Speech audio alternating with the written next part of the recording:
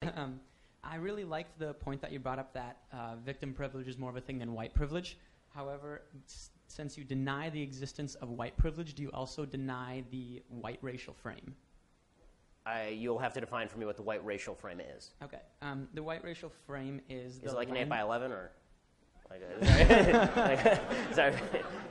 Explain. It's kind of the lens that our society looks through that sees white as the normative and other races as other.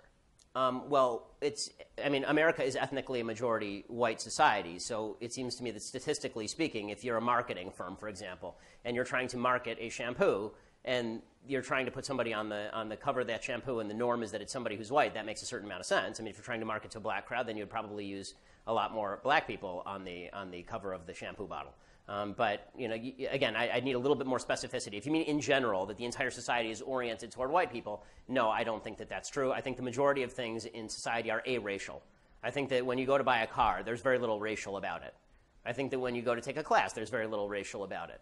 And I think that markets respond to marketing, and therefore if you're trying to appeal to a given market, you try to appeal to that market by marketing.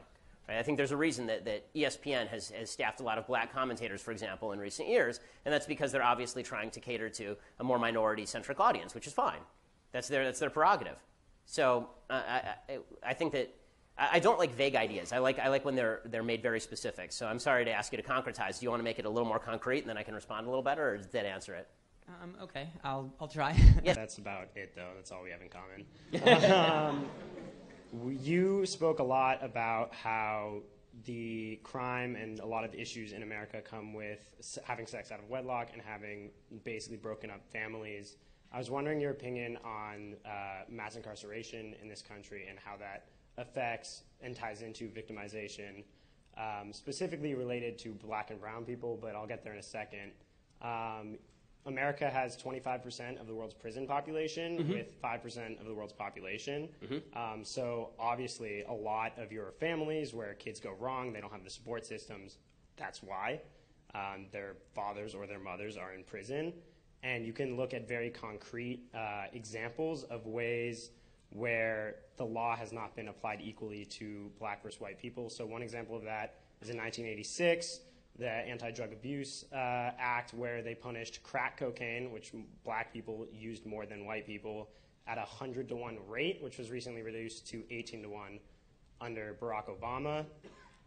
So I don't see how you can claim that everyone is treating equally and no one is victimized on a systemic level when you have laws that punish one race that is more likely to use one type of drug more than another race, when it's actually been shown that among kids our age, white people and suburban kids are more likely to use drugs in schools than black inner city kids. Okay, so there's a lot there, and you're right, we disagree on everything. So,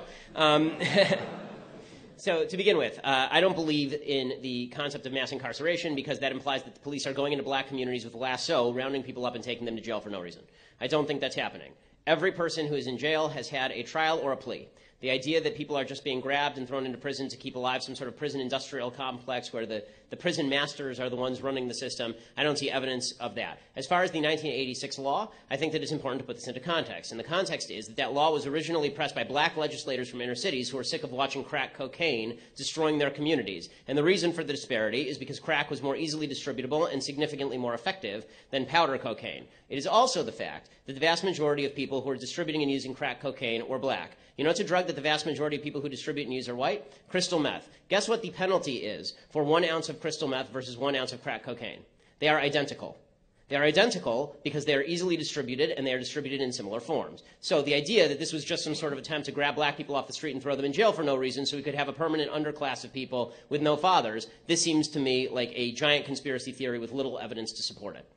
As far as the idea that these communities would be better if we just release people onto the streets, so I think it's important, again, to note the statistics here. The fact is the vast majority of people who are in jail for drug crimes are in for distribution, not merely for use. The idea that it's a black kid who's just smoking crack on the street who's getting picked up by the cops and thrown in jail, the justice system doesn't have time for that. Okay, the vast majority of even possessions that are pled down from distributions. Now, I've said earlier, I'm not in favor of the drug war.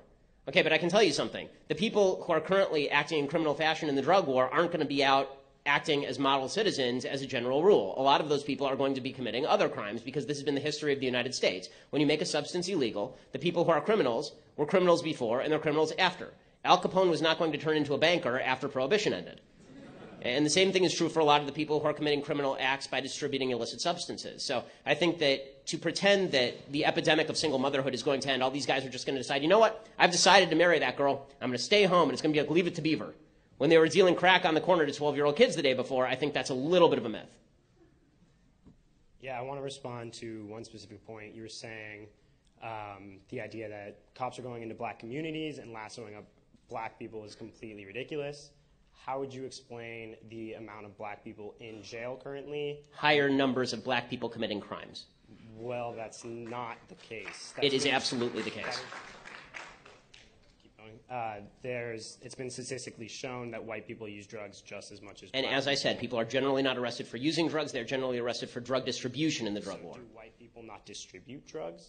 Well, they don't in terms of proportionality with regard to, I mean, the idea that, again, you need to show me the statistics on drug distribution. So the burden is on you to prove the disparity, not on me to prove the non-disparity. I don't see how either of us can have, we should have an equal distribution of trying to prove the disparity. So Well, you're the one who's accusing the criminal justice system of wild injustice. Again, I don't have the statistics in front of me, so it's hard for me to cite statistics on that particular aspect of drug distribution. But you'd have to show that there are a bunch of white people who are distributing drugs to the same extent as the black people in jail, and then tell me that they're not being treated equally. You can't just suggest that drug use is equal to drug distribution because statistically it's not.